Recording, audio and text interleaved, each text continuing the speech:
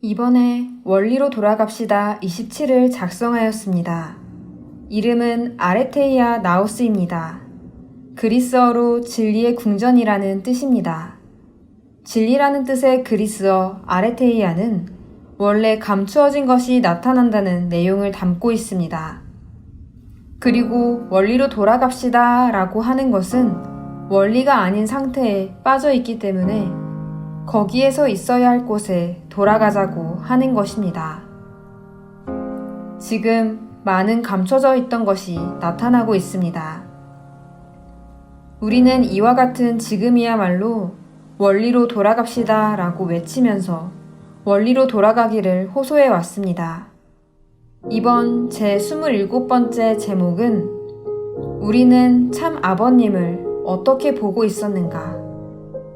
우리는 무지와 오만에 의해 다시 메시아를 잘못 봤다로 했습니다.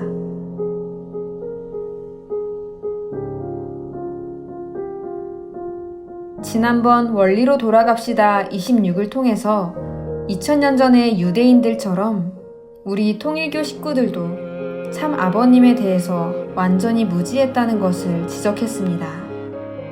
메시아로 오신 아버님에 대해 지극히 인간적인 관점에서 판단하고 그 발언을 심판하는 것과 같은 입장에까지 이르러 버렸던 것을 회개해야 한다고 주장했습니다.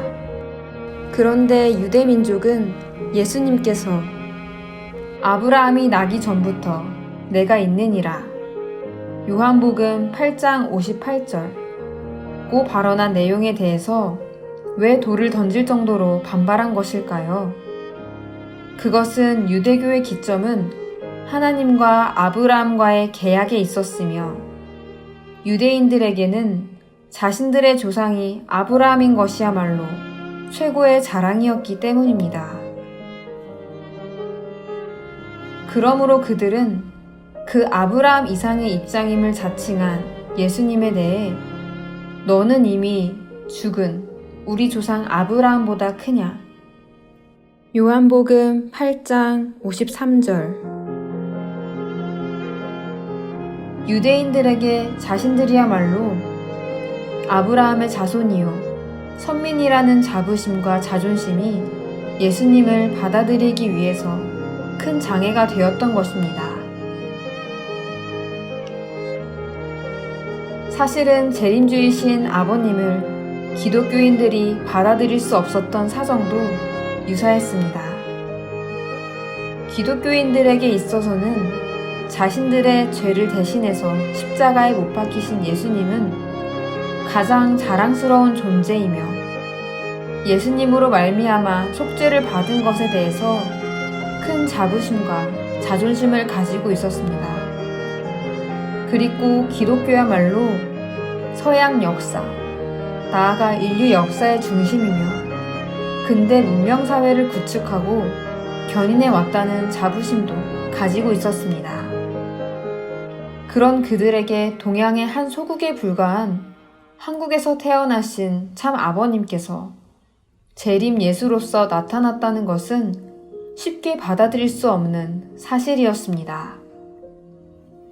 예수님 때의 유대인과 같이 기독교 신도들에게도 자신이야말로 택함을 받은 백성이라는 자부심과 자존심, 오만이 메시아를 받아들이기 위한 큰 걸림돌이 되고 말았습니다. 또한 참 아버님께서는 예수님의 십자가는 하나님의 계획이 아니라 예수님을 받아들이지 않았던 유대인들의 무지와 불신의 결과임을 밝히셨습니다. 이것은 특히 자신이 이스라엘의 혈통적인 후손임을 자랑하던 유대인들에게는 받아들이기 어려운 사실이었습니다. 아버님은 당연히 그런 반발이 있을 것은 충분히 알고 있으면서도 역사의 진실을 증거하고 예수님의 한을 풀기 위해서 용기를 가지고 진실을 밝히신 것이었습니다. 그 결과 아버님은 기독교회로부터의 반대뿐만 아니라 유대인들로부터도 큰 배격을 받게 되었으며 미국 사회에서 큰 정치력을 가진 유대인 세력에 의해 누명을 쓰고 덴버리 교도소에 보내지게 된 것입니다.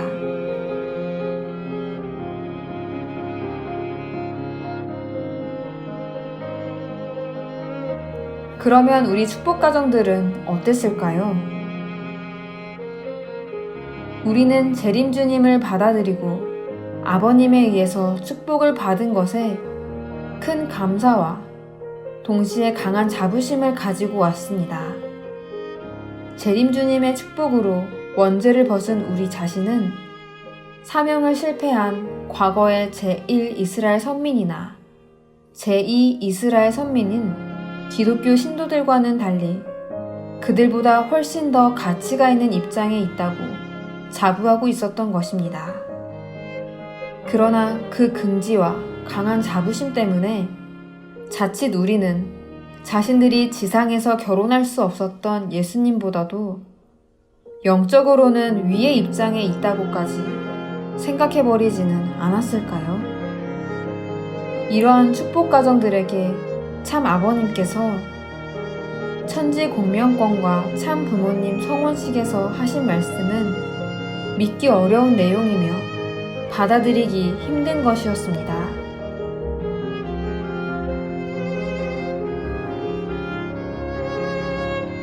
나 93세, 아직까지 결혼식 못했습니다. 아버지의 어머니도 없어요. 밤에 하나님, 낮에 하나님, 결혼식이 없어. 그 큰 사건을 내가 알았어. 나를 누가 결혼해줘? 왜 결혼할 때는 이웃 동네 이름이 없으면 빌려다 시키려고 해? 너희들은 언제 결혼할래? 참부모가 결혼 못했는데 누구한테 결혼을 받을래? 참부모의 날이 너희들 결혼 날이 되는 걸 몰라? 지금까지 원리를 잘못 알았어.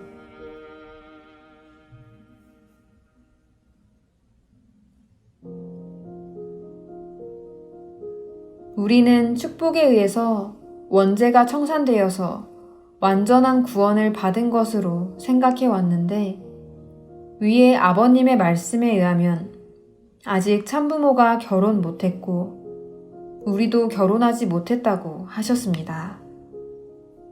만약 아버님께서 말씀하신 대로라면 우리는 아직 진정한 축복 결혼을 누리고 있지 않았으며 그것은 즉 원죄 청산도 이루어지지 않았다는 것입니다. 축복 결혼에 의한 구원 성취, 즉 원죄 청산을 굳게 믿고 그것을 더 없는 자랑으로 생각해서 지금까지 걸어온 축복 가정에게는 그야말로 경천동지의 내용이며 이 말씀을 그대로 받아들이는 것은 자신들의 긍지와 자부심의 근거를 부정하는 것이 되어서 너무나 어려운 일이었습니다. 그러나 천지 공명권과 참 부모님 성혼식 말씀은 통일교 식구라면 반드시 10번 이상 시청하라고까지 강조하신 말씀입니다. 재림주님께서 이렇게까지 말씀하시고 계심에도 불구하고 우리는 아버님을 지극히 인간적인 척도로 파악하고 이 말씀에 대해서도 자신의 사정으로 마음대로 해석해서 거기에 섭리적인 깊은 뜻이 있다는 것을 깨닫지 못하고 결과적으로 받아들일 수 없었습니다. 여기서도 이기적인 긍지와 자존심이 메시아의 말씀을 받아들이고 그 진리를 헤아리는 데에 걸림돌이 되고 말았습니다. 그러면 원리는 메시아를 어떤 분이라고 가르치고 있습니까? 예수님은 하나님과 완전한 수수의 관계를 맺어 일체를 잃은 오직 한 분의 독생자로 오셨기 때문에 원리강론 창조 원리 인간은 부활로 인하여 사탄의 주관을 벗어나 하나님과 심정의 일체를 이룸으로써 신성을 가지게 된다. 원리강론 부활론 빌립이 예수님에게 하나님을 보여달라고 하였을 때 예수님은 빌립에게 나를 본 자는 아버지를 보았거늘 어찌하여 아버지를 보이라 하느냐. 나는 아버지 안에 있고 아버지는 내 안에 계신 것을 내가 믿지 아니하냐. 라고 대답하셨다. 원리강론, 기독론. 예수님의 재림으로 오신 아버님도 이와 똑같은 입장입니다. 아버님은 하나님과 심정일체가 되신 독생자이며 신성을 가지신 완전한 분이십니다. 그래서 성경에도 그 안에는 신성의 모든 충만이 육체로 거하시고 너희도 그 안에서 충만하여졌으니 그는 모든 정사와 권세의 머리시라. 골로새서 2장 9절에서 10절 라고 있으며 메시아에는 신성이 형태를 가지고 깃들어 있다고 말하고 있는 것입니다. 지금 오랫동안 참 아버님의 측근으로서 모시고 오신 곽정환 선생님이 사필귀정이라는 책을 출판했고 각지에서 강연 활동을 하고 계십니다.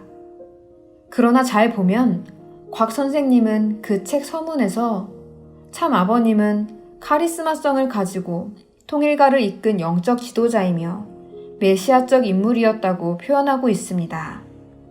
이것은 뜻밖에도 곽 선생님이 참 아버님을 하나님의 대신, 예수님의 재림자, 메시아 자체로 인정하지 않음을 드러내고 있는 것입니다. 그리고 본문 중에서는 속초 사건에 대해서 많은 지면을 할애하여 메시아를 하나님으로 보아서는 안 된다. 아버님이라고 해서 몸을 가진 한 인간이기 때문에 주위의 제자들로부터 잘못 보고를 들으면 잘못된 판단을 한다. 더욱이 고령이 되시면서 정상적인 판단력을 잃어버리신 것이라고 주장하고 있습니다.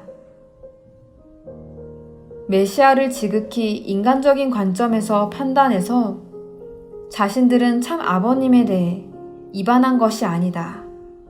오히려 아버님이 잘못된 판단을 하시는 가운데 자신들이야말로 하나님의 섭리에 맞는 일을 해왔다고 스스로의 정당성을 주장하고 있는 것입니다. 일찍이 예수님께서 십자가를 앞두고 내 아버지여 만일 할만하시거든 이 잔을 내게서 지나가게 하옵소서라고 기도하신 것은 기성 기독교회가 주장하는 것처럼 예수님이 인간적인 약함을 드러냈기 때문이 아닙니다. 원리강론에 하나님께서 이루시려고 애쓰셨던 지상 천국이 유대인의 불신으로 말미암아 이루어지지 않고 예수님이 재림하실 때까지 고난의 역사가 그대로 연장되리라는 것을 잘 알고 계셨기 때문이었다. 원리강론, 메시아의 강림과 그 재림의 목적고 있는 것처럼 구원 섭리가 연장되어 버리는 것에 의한 하늘의 비통한 심정을 예수님은 알고 계셨기 때문입니다. 앞에 곽 선생님의 주장처럼 메시아를 인간적인 관점에서 본다는 것은 예수님이 인간적인 약함에서 십자가로 가는 길을 피해달라고 하나님께 기도했다고 하는 기성 기독교의 주장과 마찬가지로 메시아를 매우 낮게 보는 것에 이어지는 것이 아닐까요? 아버님이 이루어 오신 통일운동을 상속한다는 것은 섭리적인 관점에서 바라보아야 합니다. 그리고 하나님과 일체가 되시고 하나님의 직접 주관권에 계시는 참 아버님이 비록 우리의 눈으로 볼 때에는 이해할 수 없는 것을 하셨다고 해도 거기에 하나님이 관여하지 않을 리가 없는 것입니다. 왜냐하면 하나님은 메시아를 통해서 섭리하시기 때문입니다. 현지님을 지지하는 분들은 현지님이 메시아의 장자인 것이야말로 후계자로서의 정당성의 최대의 근거라고 주장하십니다. 그럼에도 불구하고 아버님을 메시아가 아니라 단순한 뛰어난 영적 지도자에 불과하다고 인간적인 관점으로만 파악해버린다면 결과로서 자녀님의 가치도 깎아내리는 결과가 되어버리는 것은 아닐까요? 우리 축복가정은 참 아버님으로부터 절대로 변하지 않는 사랑을 받고 살게 된 자들입니다. 그 아버지에 대해 절대로 변하지 않는 신앙을 세워나가고 싶습니다. 경청해주셔서 감사합니다.